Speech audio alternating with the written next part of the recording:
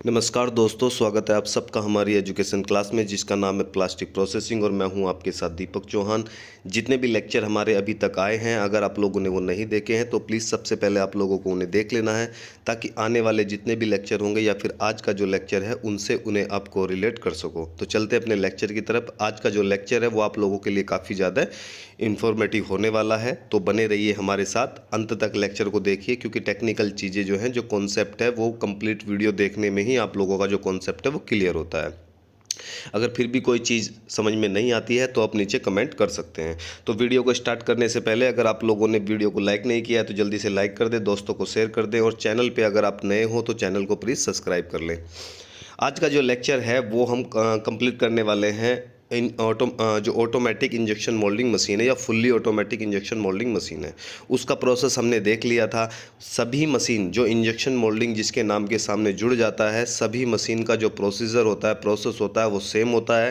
कंपनियां हर मशीन की अलग अलग हो सकती है, कुछ फंक्शन एक्स्ट्रा कोई भी जो कंपनी है वो डाल सकती है, फंक्शन के नाम चेंज कर सकती है, लेकिन जो बेसिक स्ट्रक्चर है या बेसिक जो फीचर्स हैं, बेसिक प्रोसेस है, वो लगभग सभी का सेम ही होता है। इसलिए आप लोगों को घबराने की ज़रूरत नहीं होती है, प्रोसेस लगभग सबका सेम ही होता है।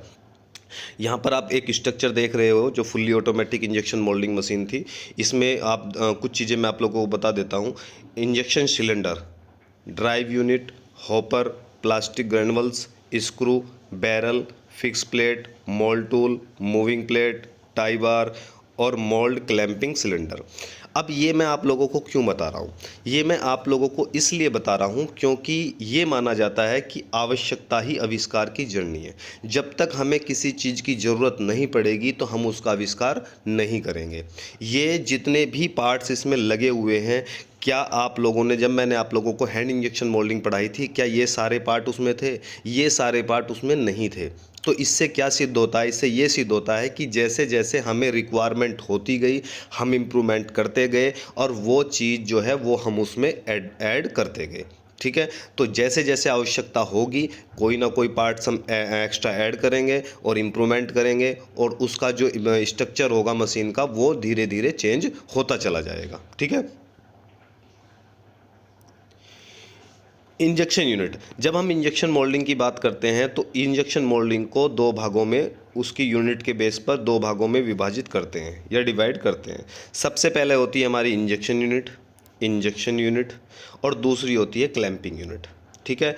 आप बोलोगे कि मोल्ड यूनिट होती है, लेकिन मोल्ड यूनिट जो होती है वो टूल रूम का पार्ट होती है, वो मशीन का पार्ट नहीं होती है। वरना अगर आप लोगों को ये पता करना है कि ये टूल रूम का पार्ट है या किसका पार्ट है, तो आप लोगों को मोल्ड में कुछ करके देखना, फिर टूल वाला तुम्हें कैसे करता है तुम्हारे साथ में, तो फिर बताना। ठीक है, तो वो टूल रूम का पार्ट होता है और मशीन मेंटेनेंस का पार्ट होती है। प्रोसेस वालों का कुछ नहीं होता है। जो प्रोसेस वाले थोड़े से दिखाते हैं ना कि हम मोल्डिंग के इंजीनियर हैं या प्रोसेस के इंजीनियर हैं, उनके पास में कुछ नहीं होता है सिवाय डॉक्यूमेंट के। क्यों? क्योंकि मशीन मेंटेनेंस की होती हैं, टूल जो होता है वो टूल रूम का होता है। जब मैं इंजेक्शन यूनिट की बात करता हूं तो इंजेक्शन यूनिट में कुछ पार्ट लगे हुए हैं। भाई एक चीज़ समझो, अगर आप लोगों को कोई काम करना है, उस काम के पीछे ज़रूरी नहीं है कि किसी एक का ही हाथ हो, बहुत लोगों का हाथ हो सकता है, जब भी कोई कामयाबी आप लोगों को मिलती है। कोई भी कामयाबी आप देख सकते हो, चाहे आप कहीं पे गवर्नमेंट जॉब की प्रिपरेशन कर रहे हो, तो जब सिलेक्शन होगा तो वो आपका होगा, अकेले का, लेकिन उसके पीछे जो बहुत लोग काम कर रहे हैं, आपकी मम्मी है खाना बना के दे रही है, पापा पैसे दे रहे हैं, ऑटो वाला आपको छोड़ने जा रहा है, टीचर आप लोगों को पढ़ा रहा है, जिसने बुक लिखी है वो आपको सपोर्ट कर रही है, तो ये सारे लोग आपके बैकग्राउंड में काम कर रहे हैं, लेकिन किसके लिए? आपके लिए। तो इंजेक्शन यूनिट में जितने भी पार्ट होते हैं वो फाइनली मोल्ड के अंदर मटेरियल को इंजेक्ट करने के लिए काम करते हैं।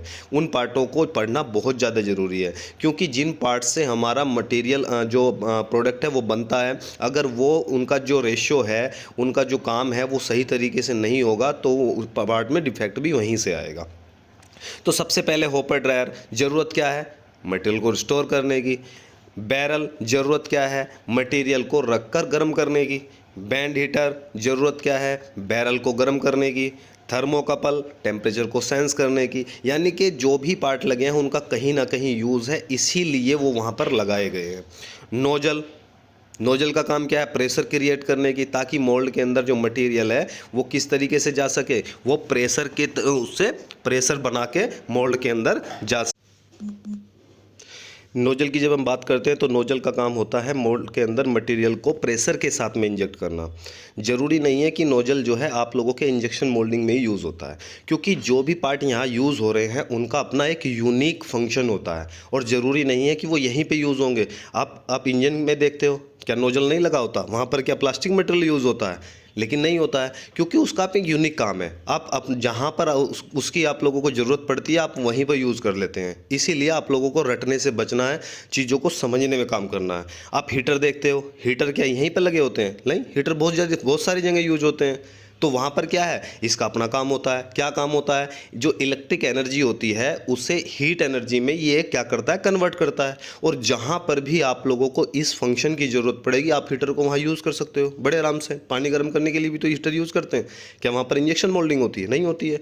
तो इनके जो फंक्शन है, पार्ट के जो फंक्शन है, आप लोगों को बेसिक वो समझने हैं कि उनका मेन काम क्या है, फिर उसे आप अपने हिसाब से कहीं पर भी यूज़ कर सकते हो। जब मैं एनआरवी की बात करता हूँ, non return wall, full form आप देख सकते हो, ये पूछी जाती है कई बार। तो इसका मतलब क्या होता है कि जब मोल्ड के अंदर मटेरियल को इंजेक्ट किया जाता है तो वो बैक फ्लो ना करे, ठीक है, मटेरियल वापस ना आ जाए। क्यों? क्योंकि जहाँ से मटेरियल आया है होपर से, आप यहाँ चीज़ समझो, जब मटेरियल आगे आएगा तो इसके पास में जो स्पेस है वो ज़्यादा है आगे आने का, लेकिन जब ये मोल्ड में जाएगा तो मोल्ड का जो गेट होता है वो बहुत माइनर होता है, बहुत छोटा होता है, ठीक है। तो जब मटेरियल के ऊपर प्रेशर पड़ेगा हाइड्रोलिक सिलेंडर से तो वो इसके अंदर जाने की बजाय पीछे बैक फ्लो कर देगा। और इसी प्रॉब्लम को सॉर्ट आउट करने के लिए हम यूज़ करते हैं एनआरवी, नॉन रिटर्न वॉल्व, ठीक है। एनआरवी स्क्रू की मैंने बात आप लोगों को बताई थी। स्क्रू के बहुत सारे काम होते हैं, ठीक है। स्क्रू क्या होता है, स्क्रू को आप अभी टेंशन ना लीजिए कि स्क्रू क्या है। स्क्रू कुछ नहीं है। जब आप देखते हो कि आप अपने गेट लगाते हो, जब आप अपने घरों में गेट लगाते हो तो यहाँ पर कुछ इस तरीके के कब्जे लगे होते हैं, ठीक, कुछ कब्जे लगे होते हैं। यहाँ पर उनमें पेंच लगे होते हैं, जिन पेंच में चूड़ी बनी होती है, उन पेंचों को ही तो स्क्रू बोला गया है भाई। उसकी स्ट्रक्चर तो स्क्रू वाली है ना, उसे आप छोटा कर दो तो आप लोगों के कब्जे के पेंच बन गए। जब आप उसे बड़ा करोगे तो हमने इंजेक्शन मोल्डिंग में यूज़ कर लिया।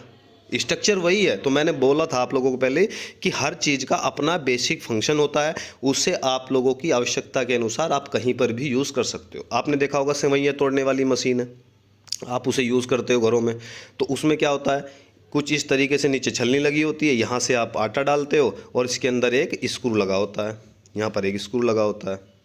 इस तरीके से आप इसे घुमाते हो, ठीक है। आपको बताना है कि जब आप सेवइयाँ तोड़ने वाली मशीन को घुमाते हो तो उसे क्लॉकवाइज घुमाते हो या फिर एंटी क्लॉकवाइज घुमाते हो। देखते हैं कि आपने काम किया है नहीं किया है। तो यहाँ से क्या है, सेवइयाँ निकलने लगती हैं। तो ये जो स्क्रू है ये यहाँ पर भी यूज़ हो गया, और ये सेम स्क्रू यही है, बस बड़ा कर दिया गया, ठीक है। हाइड्रोलिक मोटर, मोटर जहाँ वर्ड आएगा मोटर समझो वहाँ कोई घूमने वाली बात हो रही है। और इंजेक्शन मोल्डिंग मशीन में घूमने वाले काम कहाँ कहाँ होते हैं, एक तो स्क्रू को घुमाने के लिए मोटर का यूज़ किया जाता है। हाइड्रोलिक मोटर यूज़ कर सकते हो या फिर इलेक्ट्रिक मोटर यूज़ कर सकते हो। जब हम मोल्ड हाइट एडजस्ट करते हैं उस दौरान जो आपका सन गियर होता है वो रोटेट करता है, उसे भी कौन रोटेट कराता है, या तो इलेक्ट्रिक मोटर लगा देते हैं इलेक्ट्रिक मशीन में, और या फिर आप लोगों का हाइड्रोलिक मोटर लग जाता है उस मशीन के अंदर। तो वहाँ पर भी आप हाइड्रोलिक मोटर यूज़ कर सकते हो। हाइड्रोलिक सिलेंडर की बात करते हैं। हाइड्रोलिक सिलेंडर का अपना काम होता है। क्या काम होता है जी?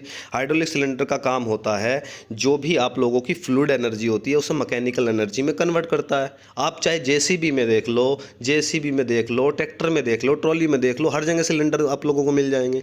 तो वो इंजेक्शन मोल्डिंग तो है नहीं है, फिर वहाँ पर सिलेंडर क्यों है? तो कोई भी चीज़ है वो कहीं एक जगह के लिए नहीं होती है, उसका अपना फंक्शन है, बेसिक फंक्शन है, उसे आप कहीं पर भी यूज़ कर सकते हो जहाँ पर उसकी आवश्यकता आप लोगों को पड़ती है। तो सिलेंडर का काम क्या है? अब एक चीज़ समझो, यहाँ पर कोई भी पार्ट है उसे आप लोगों को एक स्थान से दूसरे स्थान पर लेकर जाना है, तो आप लोगों को सिलेंडर लगाना पड़ेगा, ठीक है। यहाँ से सिलेंडर लगाओगे तो सिलेंडर का अपना क्या होगा, एक फंक्शन होगा। कैसा फंक्शन होगा कि सिलेंडर जहाँ पर सिलेंडर लगा होगा उसके अंदर क्या काम करेगा, फ्लूइड काम करेगा, ठीक है, फ्लूइड काम करेगा। फ्लूइड मतलब हाइड्रोलिक ऑयल। और फ्लूइड को प्रेशराइज करने के लिए आप लोगों को एक पंप की ज़रूरत चाहिए।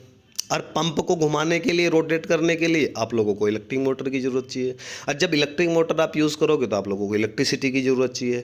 तो हर चीज़ एक ना एक चीज़ से जुड़ी हुई है। तो जब आप लोगों को पढ़ना है तो आप लोगों को क्या करना है कि भाई ये सिलेंडर है, देखो मैं पढ़ने का आप लोगों को तरीका बता रहा हूँ। ये आप लोगों का सिलेंडर है, ये पिस्टन हो गया आप लोगों का, यहाँ से ऑयल आएगा। ये डबल साइडेड सिलेंडर की बात करता हूँ मैं, साइडेड की, ठीक है। तो यहाँ से ऑयल आएगा, एक इनका पाइप हो गया, ये इनका पाइप हो गया, ये आउट का पाइप हो गया, आउट का पाइप हो गया। अब कब इसमें सिलेंडर ऑयल आएगा, कब इसमें आएगा, ये कौन तय करेगी, ये वाल्व तय करेगी, ठीक है। आप लोगों ने देखा होगा थ्री पोजीशन 2 पोर्ट वाल होती, 4 पोर्ट वाल होती है, ये अलग अलग आप लोगों ने चीज़ें देखी होंगी। तो ये जो वाल है ये डिसाइड करेगी कि कब ऑयल इसमें आएगा, कब ऑयल इसमें आएगा। तो आप लोगों को सोलेनॉइड वाल्व डायरेक्शन वाल्व मिल गई। अब डायरेक्शन वाल्व में जो ऑयल है वो कहाँ से आएगा, वो होज पाइप से आप लोगों का कहाँ से आएगा, पंप से आएगा। और पंप किससे जुड़ा होगा, मोटर से जुड़ा होगा, इलेक्ट्रिक मोटर से जुड़ा होगा। अब जो ये पंप है इसमें से जो एक पाइप जाएगा वो हाइड्रोलिक टैंक में जाएगा। अब टैंक से पंप ने क्या किया, ऑयल को पंप किया, भेजा कहाँ पर, वाल में। वाल ने बताया कि भाई डायरेक्शन दी कि कब आपको ऑयल कहाँ पर भेजना है, कहाँ पर इन करना, कहाँ पर आउट करना है। कभी भी देखना एक साथ 2 फंक्शन कभी नहीं होते हैं। कभी इंजेक्शन मोल्डिंग में करके देखना कि आप मोल्ड को बंद भी कर रहे हो साथ में इंजेक्टर मार रहे हो, नहीं होगा। आप इंजेक्शन यूनिट को आगे कर रहे हो और उसी समय पे आप इंजेक्शन करा रहे हो, नहीं होगा। क्यों नहीं होगा, क्योंकि आप लोगों का जो हाइड्रोलिक सिस्टम है वो तो एक ही लगा हुआ है, तो वो एक समय पर एक ही जगह काम करेगा, 2 जगह 4 जगह काम नहीं करेगा, ठीक है। तो ये आप लोगों का एक बेसिक फंक्शन है। जब मैं ये चीज़ें पढ़ाऊंगा तो आप लोगों को डिटेल में पढ़ाऊंगा कि इनका फंक्शन क्या होता है सभी पार्ट्स का, और ये किस तरीके से काम करते हैं, इनका इफेक्ट पार्ट के डिफेक्ट पर क्या, जो पार्ट के डिफेक्ट होते हैं उन पर क्या होता है, किससे कौन सा डिफेक्ट आ सकता है और किससे कौन सा डिफेक्ट सही हो सकता है। तो आज के लिए इंजेक्शन यूनिट थी और इसके पार्ट थे। आप लोगों को ये पार्ट्स जो है वो याद कर लेने हैं, और नेक्स्ट लेक्चर में मैं आप लोगों को ये पार्ट्स बेसिक से स्टार्टिंग से पढ़ाऊंगा। तो आप लोगों को बने रहना है प्लास्टिक प्रोसेसिंग के साथ। आज के लिए इतना ही। वीडियो को अगर आप वीडियो पसंद आई है तो वीडियो को लाइक कर दें, दोस्तों को शेयर कर दें। चैनल पे अगर आप लोग नए हो तो चैनल को प्लीज़ सब्सक्राइब कर लें। मिलते हैं नेक्स्ट लेक्चर में, जब तक के लिए दीजिए हमें इजाज़त। जय हिंद, जय भारत।